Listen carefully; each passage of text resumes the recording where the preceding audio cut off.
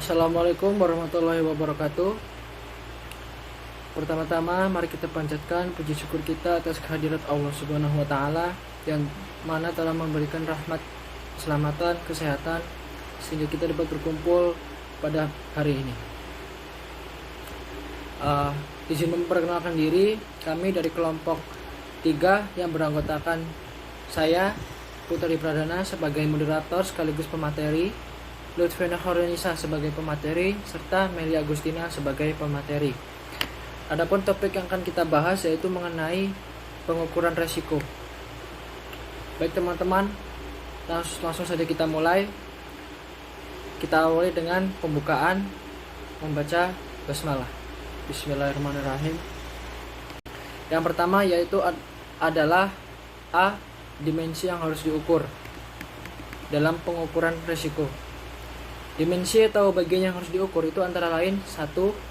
Frekuensi atau jumlah kejadian yang akan terjadi, besarnya kemungkinan kejadian.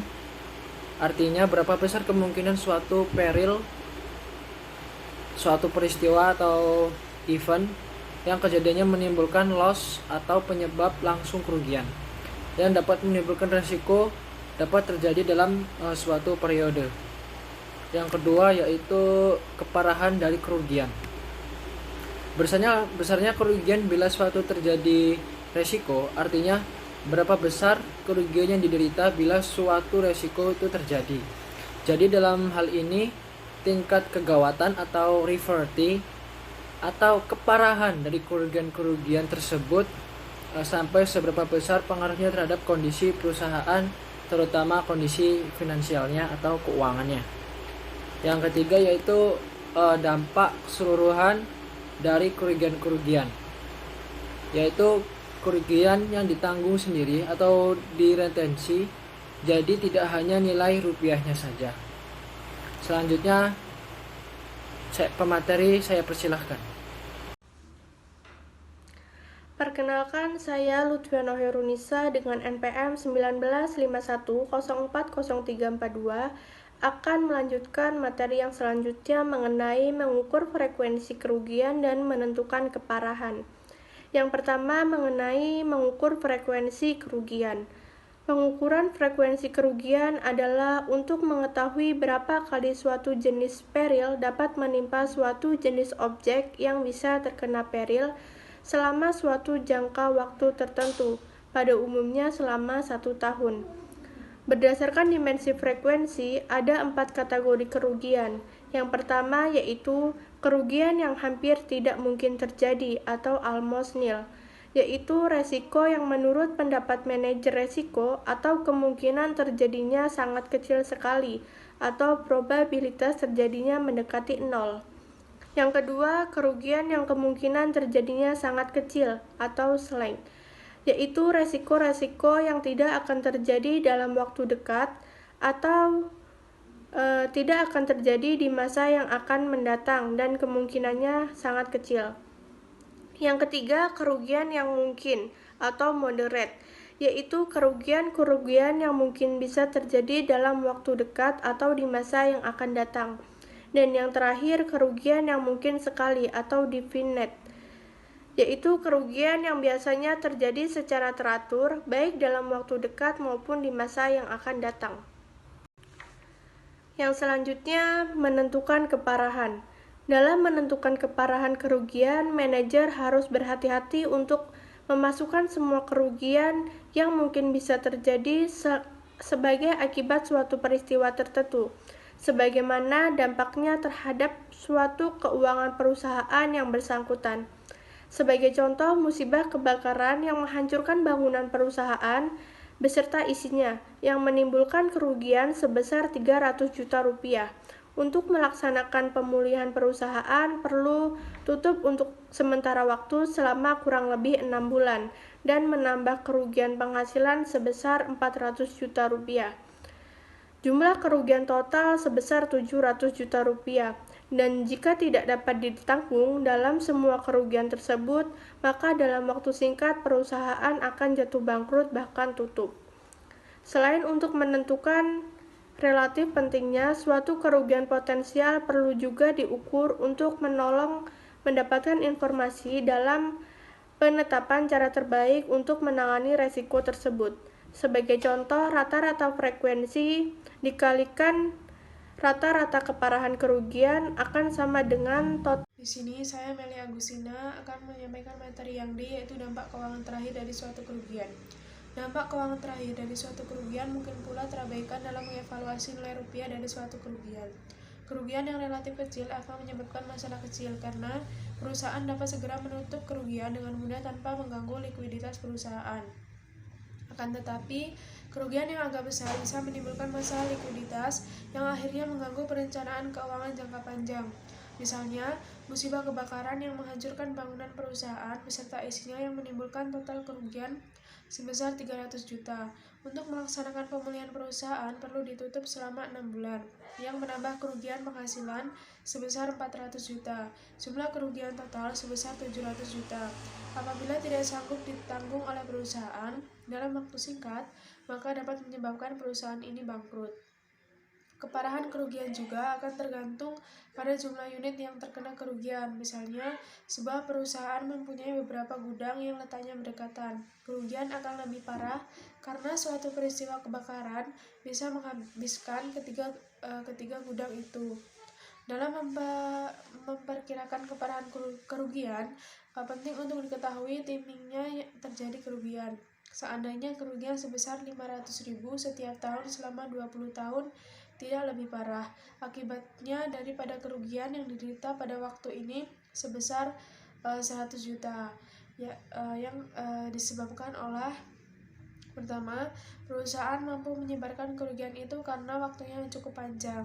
Kedua, nilai waktu dari uang karena pengeluaran sekaligus sekarang akan lebih besar nilainya daripada dikeluarkan ketika waktu yang akan datang. Selain itu, untuk menentukan relatif pentingnya suatu kerugian, potensial perlu pula diukur untuk menolong mendapatkan informasi dalam penetapan cara yang terbaik untuk menangani risiko tersebut.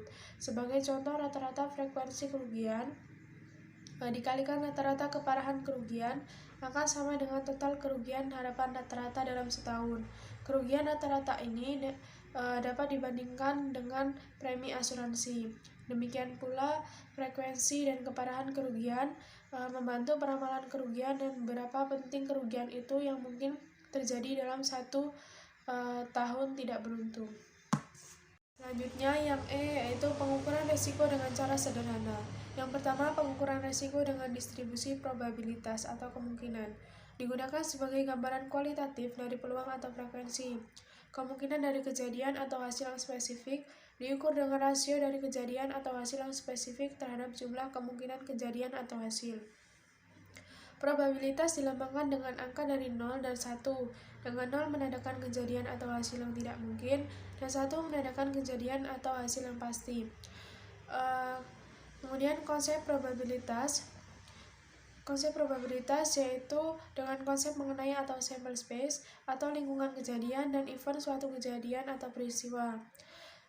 Kemudian ada 5 kategori probabilitas risiko. Yang pertama paling kecil, yang kedua jarang, yang ketiga mungkin, dan yang keempat sangat mungkin, yang kelima hampir pasti.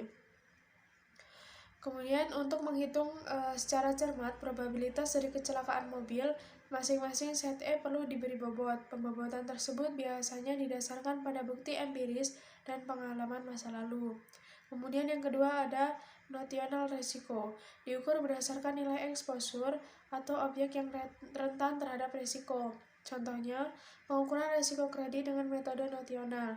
Jika perusahaan meminjamkan uang kepada pihak lain senilai 2 miliar, maka besarnya risiko kredit berdasarkan pendekatan notional adalah 2 miliar.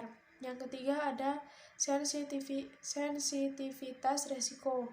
Diukur berdasarkan seberapa sensitif suatu exposure atau objek yang rentan terhadap risiko terhadap perubahan faktor penentu. Contohnya, risiko aset keuangan atau sekuritas yang diukur berdasarkan sensitivitas tingkat pengembalian atau return aset yang bersangkutan terhadap perubahan tingkat pengembalian pasar. Ukuran ini dikenal sebagai beta pasar. Yang keempat adalah volatilitas resiko. Diukur berdasarkan seberapa besar nilai eksposur atau objek yang rentan terhadap resiko, berfluktuasi atau tidak tetap. Ukuran yang umum adalah standar deviasi atau penyimpangan. Semakin besar standar deviasi atau eksposur, semakin berfluktuasi atau tidak tetap nilai eksposur tersebut, yang berarti semakin beresiko eksposur atau aset tersebut. Yang kelima ada pendekatan VAR. Risiko diukur berdasarkan kerugian maksimum yang bisa terjadi pada suatu aset atau investasi selama periode tertentu dengan tingkat keyakinan tertentu.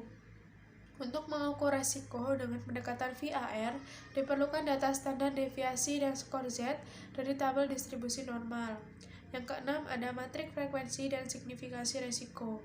Teknik pengukuran yang cukup sederhana atau tidak terlalu melibatkan kuantifikasi yang rumit adalah pengelompokan risiko berdasarkan dua dimensi, yaitu frekuensi atau jumlah, serta signifikasi atau meyakinkan. Terdapat dua hal yang dalam proses tersebut, yaitu mengembangkan standar risiko dan menerapkan standar tersebut untuk risiko yang diidentifikasi. Yang ketujuh ada analisis skenario. Kemampuan manajer atau perusahaan untuk memprediksi apa yang akan terjadi dan berapa besarnya kerugian yang diperoleh. Contohnya, teknik pengukuran berbeda tingkat kecanggihan atau tingkat kuantifikasi. Dalam artian, beda tipe risiko, beda juga teknik yang digunakan. Cukup sekian yang dapat saya sampaikan. Selanjutnya saya kembalikan kepada moderator. Demikian presentasi kami yang dapat kami sampaikan. Lebih kurangnya kami mohon maaf. Wabillahi taufiq wal hidayah. Wassalamualaikum warahmatullahi wabarakatuh.